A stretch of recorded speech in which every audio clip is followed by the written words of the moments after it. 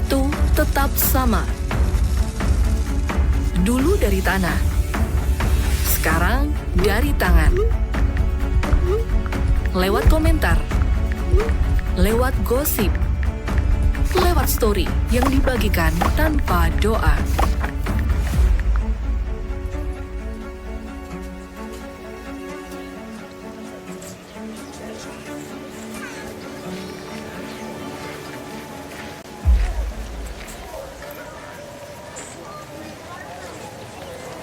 Iki watuku tak pilih sing paling wabut ben kelihatan sing paling tegas. Halah, teges ning kene tok. Ning omah ya tetep kalah karo bojomu.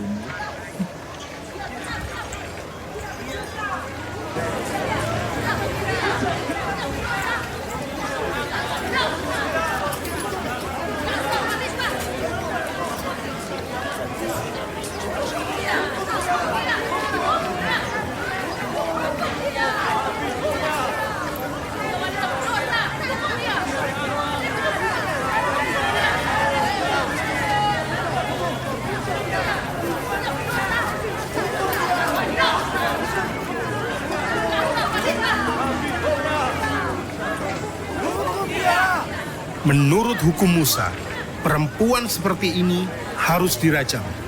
Apa katamu?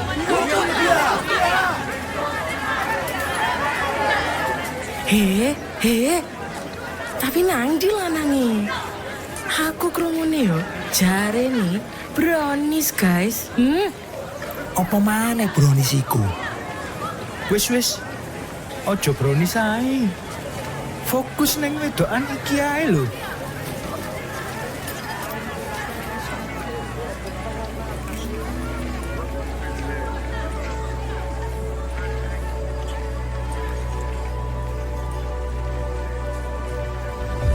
Kalian lihat dosaku, tapi kalian tidak lihat kesepianku.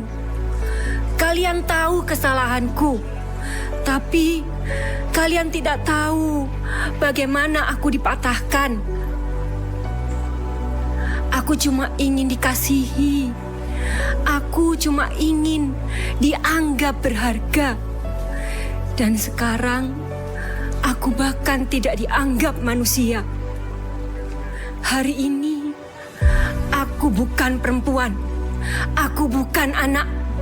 Aku bukan siapa-siapa. Aku cuma objek untuk dibuktikan benar atau salah. Tuhan, kalau Engkau ada, tolong jangan biarkan batu pertama itu mengenai wajahku.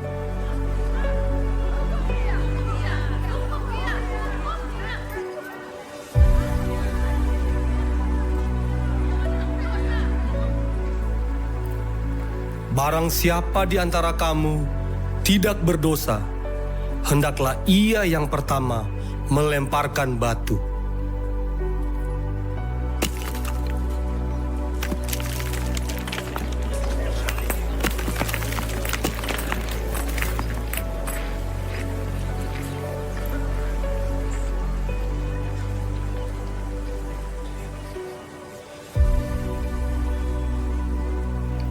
Hai perempuan, di manakah mereka?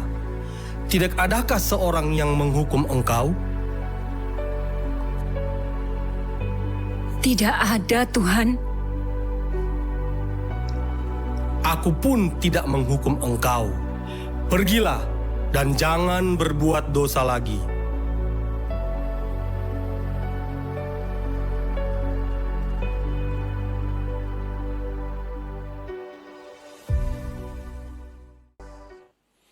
Mungkin malam hari ini apa yang saudara lihat bukan perempuan itu yang sedang berdiri di tengah-tengah netizen.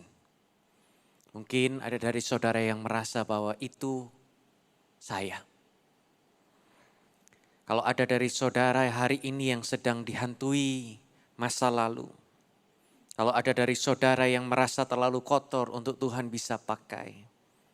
Kalau ada dari saudara yang merasa dosamu lebih besar daripada kasih-Nya, izinkan hari ini saya berkata bahwa Yesus tidak pernah melempar batu itu.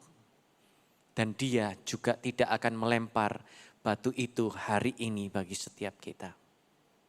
Tapi dia malah menyatakan anugerah yang terbaik untuk memberikan kita kasih yang tidak berkesudahan.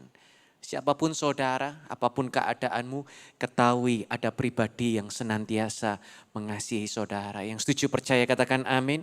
Kita boleh tepuk tangan yang paling meriah bagi Yesus Kristus Tuhan kita. Kalau tadi saudara sudah melihat cerita ini, beberapa kali ada dari saudara yang datang ibadah sebelumnya, boleh lambaikan tangan. Ada satu, ada beberapa dari saudara. Karena sepanjang hari saya menyampaikan pesan yang berbeda dari kisah ini. Dan jujur saya tidak mau menambahi lagi karena saya percaya bahwa Roh Kudus sudah berbicara kepada saudara semua. Baik itu saudara yang tadi sudah datang ataupun saudara yang baru pertama kali datang di ibadah ini. Saya percaya bahwa jauh lebih keras, jauh lebih gamblang, jauh lebih jelas dari apa yang saya bisa sampaikan. Roh Kudus bicara kepada saudara dan saya. Dan di servis ibadah terakhir ini saya cuma mau ajak saudara dan saya, kita sama-sama bukan sebagai penonton, menyaksikan cerita. Saya ingin sama-sama ajak saudara bukan sebagai jemaat yang hadir ibadah, tapi izinkan saya untuk mengajak saudara menjadi orang yang ada di dalamnya. Saudara, saya menjadi pribadi yang hadir di dalam cerita ini. Karena jujur, kita semua ada di cerita kitab Yohanes pasal yang ke-8. Kalau saudara nanti mau baca, ini terjadi di Yohanes 8 ayat 1 sampai ke 11. Kita semua ada di dalam cerita ini. Walaupun waktu kita berbeda, walaupun posisi kita berbeda. Kadang kita adalah wanita yang tersungkur, terkadang kita adalah mereka yang membawa batu, netizen yang membawa batu untuk mau menghakimi. Dan apapun kondisi saudara dan saya, hari ini saya mau sampaikan selalu ada Yesus yang berlutut di tengah semua keadaan kita. Pertanyaannya cuma satu. Saudara mau apa dengan kondisi yang saudara alami hari ini? What are you gonna do with your circumstances? Apa yang saudara akan lakukan dengan keadaan yang saudara sedang hadapi hari-hari ini?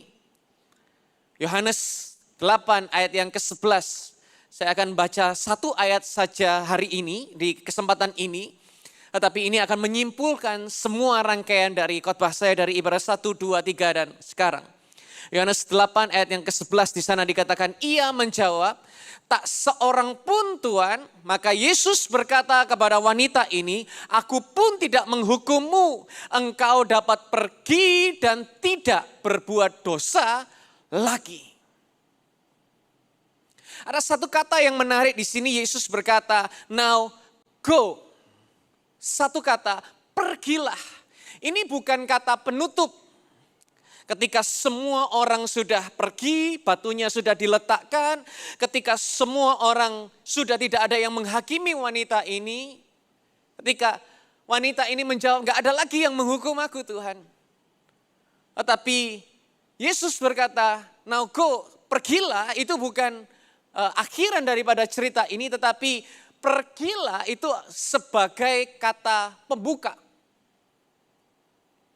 Kenapa saya ceritakan kata pembuka? Karena ada 3 kebenaran cerita di dalam keadaan wanita yang kedapatan berzina. Yang pertama yaitu adalah semua orang ada di dalam cerita ini. Yohanes sengaja tidak memberi nama perempuan ini, siapa namanya tidak tahu. Dan Yohanes juga tidak menuliskan nama orang-orang Farisi dan ahli Taurat di sana. Dan saya percaya itu bukan sebuah kebetulan. Karena kalau ada nama-nama mereka tertulis di Bible kita, kita bisa jaga jarak. Kalau namanya adalah salah satu dari yang kita kenal, kita akan bilang, oh itu ceritanya tentang nama itu kan. Seandainya nama ahli Taurat dan Farisinya adalah Gary, mungkin saudara akan berkata, oh itu Kisahnya cuma buat Gary, bukan? Bukan buat saya. Buat nama yang tertulis di dalam situ. Tapi tanpa nama, cerita ini menjadi terbuka untuk siapa saja yang membaca cerita ini, menyaksikan dan mendengar. Termasuk saudara, termasuk saya. Kalau ada dari saudara yang pernah tersungkur, maka saudara adalah wanita itu. Kalau ada dari saudara yang sengaja atau tidak disengaja menghakimi orang lain, saudara adalah mereka, yaitu adalah netizen. Kalau saudara pernah berdiri di antara keduanya, saudara tidak tahu harus pilih yang mana, saudara adalah kita. Dan siapapun saudara hari ini, Yesus yang ada di tengah-tengah cerita itu adalah Yesus yang sama yang ada di ruangan ini hari ini. Yesus tidak pernah berubah, dia masih berlutut dan dia masih diam dan masih bekerja. Dan dia masih berbicara anugerah sebelum kita layak. Yang berubah adalah apakah kita mau merespon atau tidak.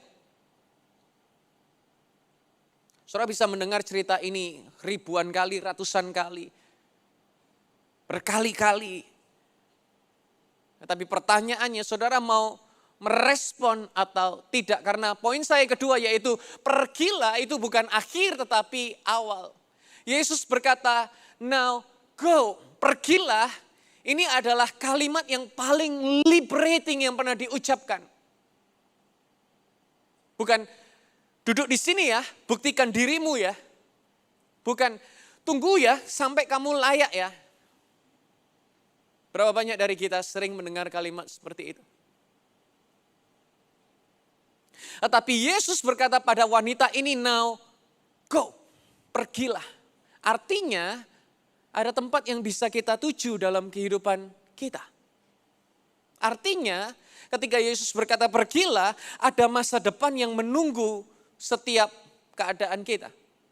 Artinya ketika Yesus berkata now go, ada hidup yang saudara bisa jalani yang tidak harus terbayang-bayang oleh apa yang pernah terjadi di kemarin dalam kehidupan kita. Kesalahan-kesalahan, kegagalan, kemurtatan kita semua yang terjadi di kemarin gak membelenggu identitas kita di hari kemudian. Dan waktu Yesus berkata jangan berbuat dosa lagi, ini bukan ancaman saudara. It's not a threat. Ini adalah invitation, ini adalah sebuah undangan. Undangan seperti apa, Pastor? Undangan untuk hidup dari posisi yang baru. Bukan lagi dari rasa takut dihukum. Tetapi dari mengetahui bahwa kita itu sudah dikasihi sama Tuhan. Orang yang hidup dari ketakutan, perhatikan, akan terus jatuh kepada pola yang sama. Ini alasan kenapa orang sangat sulit untuk lepas dari addiction, sangat sulit untuk lepas dari toxic relationship, sangat sulit untuk bisa keluar dari masa kelam yang saat ini dia sudah ada di dalamnya. Bukan karena nggak mau, bukan karena tidak bisa, tapi karena rasa takut bahwa hidupnya tidak akan menjadi lebih baik. Tapi orang yang hidup dari anugerah pasti punya alasan yang berbeda untuk berubah. Bukan karena takut, tapi karena dia tahu dia adalah pribadi yang sudah dikasihi sama Tuhan. Ada karya, ada keajaiban Tuhan yang memampukan dia untuk dapat berani melangkah dan melihat masa depan yang sudah Tuhan nyatakan dalam kehidupannya. Saya nggak tahu pesan ini untuk siapa. Tapi yang saya tahu pasti yaitu adalah ada dari saudara yang sedang perlu kalimat yang sama dalam hidup saudara, yaitu adalah go. Pergi dan meninggalkan apa yang seharusnya kita tinggalkan dalam kehidupan kita. Poin saya yang ketiga saya ingin sampaikan yaitu adalah anugerah selalu menuntut sebuah respon. Saya mau jujur bahwa cerita ini tidak berakhir happy ending. Kalau saudara perhatikan di Bible, beberapa cerita yang terkenal yang kita sering dengar dikotbahkan, tidak berakhir dengan perempuan ini tersenyum, happily ever after seperti film-film di Disney, enggak. Berakhir cerita ini dengan semua orang bertepuk tangan. Tapi cerita ini berakhir seperti adegan film yang menggantung. Saudara pernah sebel kalau lihat cerita film itu gantung? Yesus berkata, pergilah. Dia pergi. Tapi Bible tidak pernah cerita apa yang terjadi selanjutnya. Saudara dan saya nggak pernah tahu bukan? Wanita ini benar-benar berubah atau enggak? Ada dari saudara yang tahu? Kisah hidupnya seperti apa? Apakah wanita ini kembali ke dosa yang sama? Apakah wanita ini kembali berzina? Apakah wanita ini sudah bebas dari semua apa yang pernah membelenggunya? Kita nggak tahu apakah dia sudah dimerdekakan, benar-benar merdeka. Kita nggak tahu apakah dia cerita kepada orang lain tentang perjumpaannya bersama dengan Kristus. Kita nggak tahu. Kita nggak pernah tahu apa yang terjadi dalam kisah kehidupannya. Apakah dia punya keluarga yang baik, punya suami, punya anak. Atau dia kembali hidupnya dalam masa kelam-kelamnya itu. Atau apakah dia pada akhirnya dirajam batu beneran kali ini.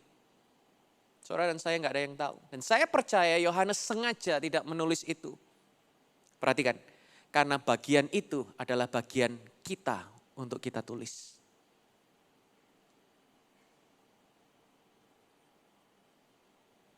Resapi sejenak.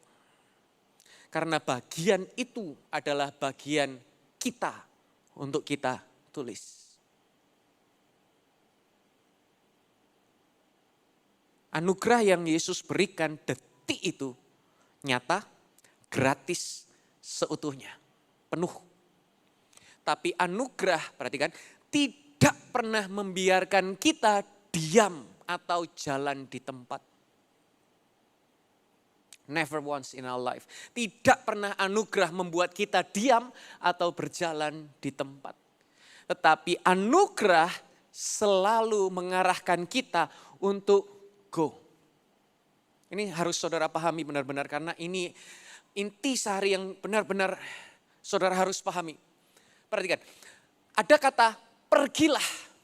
Ini adalah sebuah gerakan. Kata kerja adalah sebuah movement, sebuah perpindahan. Pergilah. Saudara pergi dari rumah ke gereja, maka saudara pindah tempat dari rumah saudara sampai ke tempat ini. Saudara nggak lagi ada di rumah tapi saudara ada di gereja ini. Pergilah, setelah ini saudara akan pergi kembali ke restoran, ke rumah lagi pada akhirnya. Saudara nggak ada lagi di tempat ini, tapi saudara pergi. Ada movement, ada pergerakan. Tetapi berikutnya, pergilah dan jangan berbuat dosa lagi. Itu adalah arahnya, destination-nya, tujuannya. Jadi apa yang saya ingin sampaikan, anugerah itu selalu punya dua hal. Satu yaitu adalah kebebasannya, yang satu yaitu ada arahnya. Ini adalah anugerah. Saudara bebas dari masa lalu kita dan saudara dan saya diarahkan kepada masa depan kita. Saudara bebas dari identitas lama kita dan saudara dipanggil kepada identitas baru saudara. Jadi anugerah itu memiliki kedua bagian tetapi satu. Saudara tidak bisa punya movement tanpa arah. Dan saudara tidak punya arah tanpa pergerakan. Dan saudara harus memiliki gerak dan arah yang tepat. Kalau cuman gerak saja, tidak salah kalau Israel muter-muter di padang gurun selama 40 tahun. Karena kenapa? Cuman gerak. Dia nggak ada arah yang jelas, dia muter di tempat yang sama, belokan yang sama, tinggal di tempat yang sama, muter terus 40 tahun tanpa arah. Tapi kalau saudara cuman punya arah tapi tidak mau bergerak, maka juga saudara hanya jalan di tempat. Seperti orang yang treadmill, walaupun dia nge-gym beberapa jam, tapi dia tempat yang sama. Berbeda dengan orang yang lari maraton. Ada pergerakan, ada tujuannya. Dan izinkan saya berkata ini kepada saudara bahwa kebenaran firman Tuhan itu bukan tentang Yesus yang bangkit 2000 tahun lalu. Kebangkitan Yesus adalah tentang apa yang kita lakukan hari ini dengan hidup yang sudah Dia bayar di atas kayu salib. Kita memperingati Paskah. Kita memperingati kebangkitan Kristus. Kita memperingati kenaikan Yesus. Begitu banyak acara hari besar yang kita peringati. Dan saya rindu bukan hanya saja kita menjadi Kristen yang ingat, dan ingat. Tapi izinkan saya berkata dan saya mau saudara bawa pulang hal ini. Kebenaran yang Tuhan mau singkapkan dalam setiap kehidupan kita. Yaitu bahwa kebangkitan Kristus membuktikan bahwa pergilah itu bukan kata yang kosong. Kenapa? Karena pergilah itu artinya masa depan yang Yesus janjikan sudah dibayar di atas kayu salib. Sudah dibeli, sudah tersedia, sudah available untuk saudara dan saya. Yesus bangkit dan pintu itu sudah terbuka. Now go and sin no more. Pergilah dan saudara punya hidup dengan arah yang baru.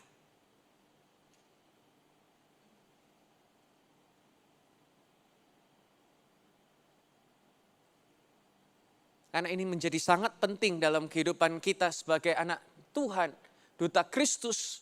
Karena terlalu banyak kita hidup di dalam anugerah, tapi tidak tahu arah mana yang kita harus tuju. Konklusi sekarang. Saya mau tutup dengan saya berbicara kepada kita semua, tetapi saya mau kita menyampaikan sebuah komitmen, janji kepada Tuhan bersama-sama. Bahwa hari ini siapapun saudara nggak perlu kata-kata yang indah, saudara tidak perlu suara yang keras. Yang saudara perlu lakukan hanya sekedar jujur sama Tuhan. Cukup dengan jujur. Siapa saudara hari ini? Apakah saudara adalah wanita yang sedang tersungkur? Kalau hari ini saudara datang sebagai dia yang tersungkur, membawa rasa malu yang sudah terlalu lama, saya ingin saudara tutup mata dan kita akan berdoa bersama-sama. Ulangi setelah saya dengan suara saudara sendiri. Tuhan, aku mau lepaskan setiap keadaan ini. Aku bukan dosaku. Aku bukan masa laluku, aku adalah siapa yang kau katakan tentang diriku. Amin. Kalau saudara hari ini datang sebagai mereka yang pegang batu, yang siap melempar, lebih ringan untuk saudara lempar batu itu kepada wanita daripada saudara jatuhkan. Kalau saudara hari ini datang bawa batu yang siap untuk menghakimi, menyimpan kepahitan, dengan pembenaran rohani. Saya rindu untuk ajak saudara kita sama-sama tutup mata dan kita akan berdoa. Ulangi setelah saya. Tuhan, aku mau lepaskan batu ini. Aku gak bisa menerima anugerah-Mu dengan tangan yang masih menggenggam penghakiman. Hari ini tanganku kosong. Isi dengan anugerah yang daripadamu. Amin. Dan untuk kita semua bersama-sama, saya mau berkata bahwa Tuhan Yesus bangkit 2000 tahun lalu. Beberapa hari kemarin kita memperingati. Saya rindu untuk mengajak saudara sama-sama kita berdoa. Tuhan, Engkau yang bangkit, kami mau bangkit bersama dengan Emu. Bukan dengan batu di tangan kami, tapi dengan tangan yang terbuka. Pergilah seperti yang Engkau katakan. Dan hari ini kami pergi ke arah yang baru. Dalam hidup yang baru. Dengan identitas yang baru. Dalam nama Tuhan Yesus Kristus. Haleluya. Amin. Saya undang worshiper untuk maju ke depan. Kenapa saya ajak saudara untuk mengungkapkan deklarasi tersebut? Karena saya percaya bahwa saudara bisa dengar firman. Baik, tadi pagi saudara sudah ibadah. Baik, hari ini saudara ibadah lagi. Saya sangat appreciate dengan apa yang saudara lakukan. Bible berkata 1 hari di rumah Tuhan jauh lebih baik daripada 1000 hari di tempat lain. Tapi yang membuat saya sedih, yaitu adalah kita suka memilah kebenaran firman. Apa yang sesuai sama kita, itu yang kita terima. Tapi apa yang gak sesuai dengan hati kita, sengaja kita biarkan. Dan hari ini, bukan tentang saudara bisa memilih, bisa memilah, tetapi izinkan Tuhan menjamah saudara dengan sebuah kebenaran. Di kalimat paling terakhir yang Yesus ucapkan dari kisah ini, dia berkata, pergilah dan jangan berbuat dosa lagi. Saya tahu ini akan menjadi sebuah tindakan yang sangat sulit. Siapa dari antara kita yang bisa memilih untuk tidak berbuat dosa? Tapi kalau saudara tahu itu adalah saudara. Kalau saudara tahu bahwa terlalu lama engkau hidup di dalam kondisi ini. Terlalu lama saudara sudah mengecewakan orang yang saudara kasihi. Bukan orang yang mengasihi saudara, bahkan Tuhan yang mengasihi saudara. Izinkan saya berkata bahwa sebuah kerinduannya Tuhan yang paling dalam. Bahkan dia rela mati di atas kayu salib.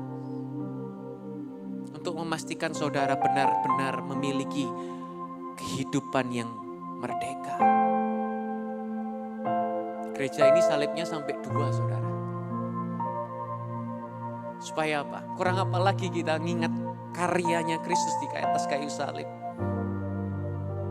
Bahkan ada yang gak segan pakai tanda salib di kalung di lehernya. Tapi sudah belum benar-benar menghidupi apa yang Tuhan rindukan. Ibadah sebelum ini saya bercerita bahwa dia adalah Yesus yang sama, yang rela berlutut bagi wanita ini. Berapa hari kemudian dia berlutut di Taman Getsemani. Yesus yang sama, yang berkata, aku pun tidak menghakimi engkau, aku pun tidak menghukummu. Adalah Yesus yang sama, Bapa, ampuni mereka karena mereka gak tahu apa yang mereka perbuat. Yesus yang sama, yang berkata, now go and sin no more. Adalah Yesus yang sama, yang berkata di atas kayu salib, it is finished. Kita bisa pergi karena dia berkata sudah selesai. Biarlah hari ini pertanyaan saya kepada saudara semua. Apa yang saudara akan lakukan dengan situasi saudara? Mudah kita dengar firman. Lewat YouTube, lewat tampilan online apapun itu. Saudara bahkan bisa memilih gereja manapun yang saudara mau datangi. Tapi tolong jangan ganti kalimat ini yang Tuhan mau sampaikan kepada saudara. Go and sin no more.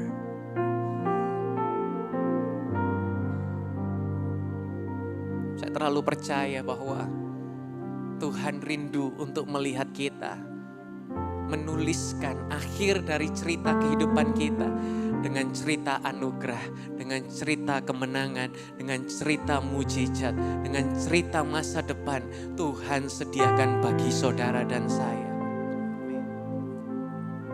Dan kalau saudara berkata, Tuhan, aku memang pernah menjadi wanita itu tersungkur. Dan hari ini aku mau punya masa depan. Ada masa depan bagi saudara. Kalau saudara menjadi netizen yang sedang membawa batu, saudara berkata, aku mau letakkan batu ini.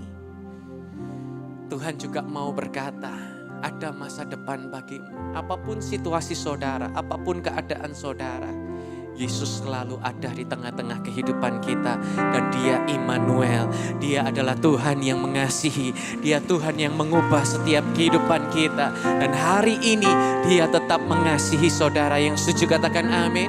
Setuju katakan amin.